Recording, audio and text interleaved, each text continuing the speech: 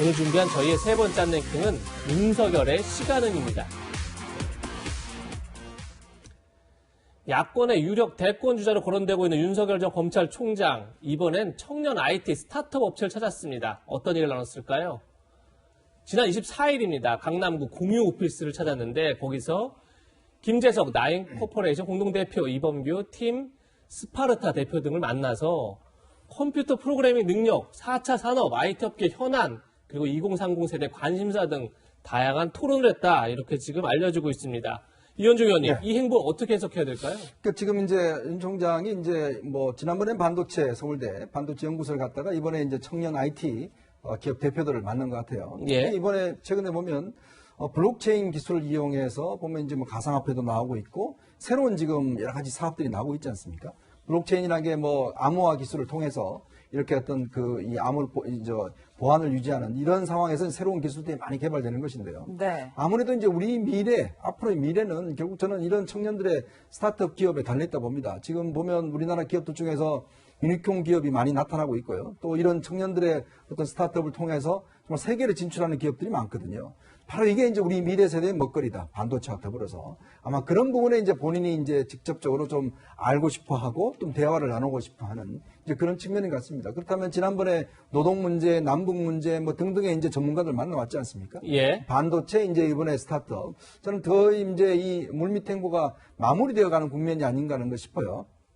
즉, 현안 문제, 과거사 문제에서부터 시작을 해서 즉 미래 문제까지 두루 이제 거쳤다라면 이제는 이제 본인이 본격적으로 나와서 국민들에게 뭔가 비전을 이야기해야 되는 그 단계로 접어 들어간 것이 아닌가 그렇게 해석을 하고 있습니다. 네, 실제로 평론가님 윤 전 총장이 이제 퇴임한 이후에 네. 알려진 행보가 이번이 이제 6번째라고 해요. 그렇습니다. 그래서 저희가 그래픽에도 제목을 반공개 행보라고 지어봤는데, 네네. 그러니까 일정을 소화하고 이후에 언론에 그렇죠, 공개를 그렇죠. 하는 형식인데, 평론가님은 윤 전 총장의 이런 행보 그리고 공개하는 형식 어떻게 평가하세요? 이게 명확한 메시지가 있죠.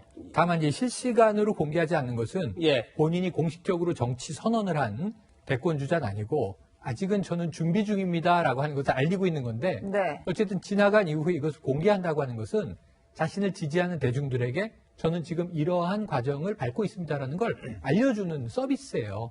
이건 정보 제공이기 때문에 매우 중요한 건데 처음에 100세가 넘은 철학자 김영석 교수, 이 연세대 명예교수를 만나서 제가 정치하는 게 옳겠습니까? 그 네 마음에 달려있다. 그리고 선문답을 하고 나서 예. 굉장히 다양한 분야를 만나는 거죠. 노동계, 외교 전문가, 그리고 나서 이제 중소기업을 비롯해서 경제 분야로 들어가기 시작합니다. 그렇죠. 예. 바로 직전에는 이제 이 반도체 공동연구소 서울대를 방문했고요. 그리고 이번에는 이제 스타트업인데 스타트업 2030에는 어떤 비전이 담겨 있는 거냐면 초보적인 코딩 교육도 받았다는 거예요. 네. 그리고 나서 여기는 또 암호화폐 문제 등이 지금 있습니다. 그러니까 이제 젊은이들이 이 일자리가 없어진 시대, 어떤 돈을 벌 수 있는 비전이 없어진 시대에 어떻게 재테크를 해야 할까라는 것에 대해서 정부는 강하게 사실은 투기다라고 우려하고 있는 대목에 대해서 예. 나는 이것이 무엇인지 좀 들여다보고 있다라는 메시지 자체가 혹시 우리의 결을 이해해주는 후보인가? 이런 메시지를 줄 수 있는 아주 좋은 전략인 거죠. 그래서 제가 보기에는 이건 지금 훌륭한 전략을 구사하고 있는데 조만간 실시간으로 시간 동조화되지 않으면 그다음에 요즘에는 생방송 좋아하거든요. 예. 녹화 방송 안 좋아하거든요. 네. 그게 앞으로 이제 조만간 빨리 나오셔야 될 것 같습니다. 네. 네.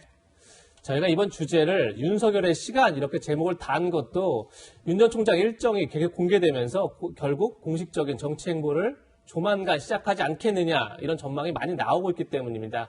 소위 등판 시점을 두고 여러 이야기가 나오고 있는데요. 세 가지 전망이 나오고 있습니다. 한번 보시죠. 첫 번째는 6월 11일 국민의힘 전당대회 이후 등판하지 않겠느냐 이런 전망이 나옵니다. 6월 11일은 공교롭게도 윤 전 총장이 검찰총장을 퇴임한 지 딱 100일째 되는 날입니다. 그리고 7월 12일 대통령 선거 예비후보 등록 시점에 나오지 않겠느냐 이런 전망도 나오고요. 그게 아니면 국민의힘 대선 후보 경선이 시작되는 8, 9월쯤 등판할 것이다 이런 얘기도 나옵니다. 이현중 의원님. 네. 세 개의 지금 등판 시점이나 전망이 있는데 저 좀 동의하시는 게 있습니까? 제가 윤 총장이 아니기 때문에 정확히 어딘지는 모르겠지만 네. 제 입장에서 보면 지금까지는 축적의 시간이었다고 저는 봅니다. 예. 뭔가 본인이 검사로서 이제 보다는 이제 정치인으로서 뭔가 내부적 축적의 시간을 더 본다면 이제 본격적으로 이제 검증의 시간이 올 겁니다. 이 검증의 시간이 지나가면 그때부터는 본격적인 대선 후보의 시간이 올 겁니다. 그렇다면 그 검증의 시간을 어떤 면에서 보면 이제 본인 입장에서 보면 너무 검증의 시간이 길어지면 예. 자칫하면 이게 이제 예전에 김대호 파일이나 뭐 드루킹이나 등등 같이 여기에 휩쓸릴 수 있는데 만약 이것 또한 너무 또 늦게 나와버리면 어떤 의문이 생기냐면 뭔가 두려워하는 거 아닌가? 검증을 두려워하는 거 이런 이제 지금 이런 이야기 나올 수 있고 왜 당당하게 나오지 못하는가? 이런 이제 비판론이 있을 수가 있어요. 지금까지는 국민들이 이제 축적하는 시간이라고 봐줬지만 너무 이게 길어져 버리면 자칫 뭔가 문제가 있는 거 아닌가? 이런 이제 의심들이 쌓이기 시작을 하거든요. 네. 그러면서 그게 아마 여야 내부에서 다 공격이 시작될 겁니다. 그렇다 본다면 저는 6월 달에 등판하는 것이 맞다라고 보여져요. 즉, 그때부터는 본인이 당당하게 검증의 시간을 지나가야 된다. 즉, 검증의 시간을 지나가서 그걸 겪어내야지만이 제가 볼 때는 대선 후보가 된다. 물론 뭐 여러 가지 이제 뭐 거짓도 있을 수가 있고 진실도 있을 수가 있는데 그걸 지나지 않으면 사실 대권 후보가 되기 어렵기 때문에 저는 이걸 피해서는 안 된다는 생각입니다. 네. 이번에는 야권에서 또 다른 대선 주자로 거론되고 있는 최재형 감사원장 얘기를 해볼까 합니다. 서울중앙지검이 월성 원전 1호기 경제성 평가 조작 의혹을 감사한 최재형 원장에 대해 수사를 착수했다. 이런 소식이 전해지고 있습니다.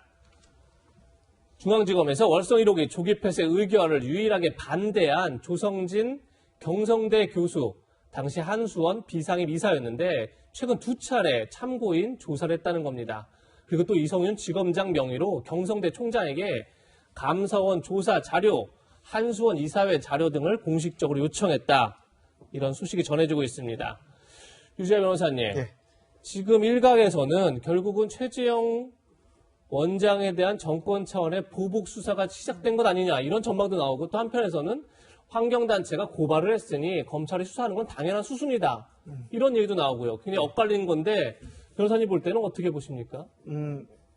우리 형사소송법상에는 일단 고소고발이 있으면 수사를 해야 합니다. 수사 개시의 요건이고요. 예. 그래서 일단 수사를 하는데 다만 그 고소나 고발한 내용 그 자체만으로 봐도 범죄가 성립되지 않는다고 봤을 때는 그냥 각하해버리는 거고요.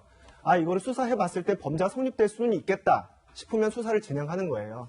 지금 최재형 감사원장도 뭐 법 위에 있는 사람이 아니기 때문에 당연히 고소고발이 있으면 형사소송법에 따라서 이제 수사를 받아야 되는 입장인 것이고 제가 알기로 어느 시민단체가 최재형 감사원장을 상대로 직권남용이라든가 강요죄 그리고 허위공문서 작성죄 이런 걸로 이제 고발을 했다고 알고 있는데 예. 그에 관해서 지금 뭐 2차례 전화 조사를 하고 중앙지검에서 감사원 조사 자료와 한수원 이사회 자료를 요청한 것은 어쨌든 최소한의 어떤 사실관계 파악을 하기 위해서 필요한 조치로 보입니다. 다만 지금 최근에 지금 월성 원전 1호기 그 조기 폐쇄, 그 경제성 평가 의혹, 그 조작 의혹 사건과 관련해서 대전지검이 대검에다가 백운교 전 산업부 장관, 최이봉 전 산업정책비서관, 그리고 정재훈 한국수력 원자력 사장을 기소하겠다라고 이렇게 결재를 올린 상태인데 지금 조남관 차장이 그걸 지금 다음 검찰총장이 임명되면은 결정해라라고 해서 지금 보류한 상태거든요. 예. 이렇게 지금 원전 수사가 지금 진척되지 않고 있는 상황이고 네. 또 다른 하나는 뭐냐면 최근에 이제 정의화 전 국회의장이 최재형 전 감사원장을 추대하는 공부 모임을 만들고 있다는 기사가 났었어요. 예. 이런 여러 가지 상황을 조합해 봤을 때 충분히 지금 이 최재형 감사원장에 대한 수사 개시가 단순히 수사 개시가 아니라 부상하고 있는 대권 주자에 대한 보복적 수사라고 평가를 해볼 수도 있겠죠. 네. 그렇다면 과거 최재형 감사원장의 발언부터 먼저 듣고 이야기 나누겠습니다. 감사 저항이 굉장히 많은 감사였습니다. 국회 감사 요구 이후에 산업부 공무원들이 관계 자료를 거의 모두 삭제했습니다. 그것을 복구하는 데도 시간이 걸렸고 감사 저항이 이렇게 감사 저항이 심한 감사는 제가 재임한 동안에 처음 있는 겁니다. 자료 삭제는 물론이고 와서 사실대로 얘기 안 합니다. 네, 위원님 이제 종합을 해보면 최재형 원장은 이렇게 저항이 심했던 감사는 처음이다라는 입장이고 환경단체는 최 원장이 원하는 감사 결과를 얻기 위해서 직권을 남용했다 이렇게 맞부딪히고 있는 건데 위원님께서는 어떻게 보셨어요? 그래서 이게 환경단체 고발장을 제가 보질 않아서 뭐 강압이 있었다 뭐 이런 이야기인 것 같은데 과연 얼마나 객관적인 증거가 있었는지 모르겠어요. 근데 지금 이거를 형사부가 아닌 공공수사부에서 하고 있거든요. 예. 예전에 이제 공안부입니다. 그것 또한 좀 저는 의심스럽고요.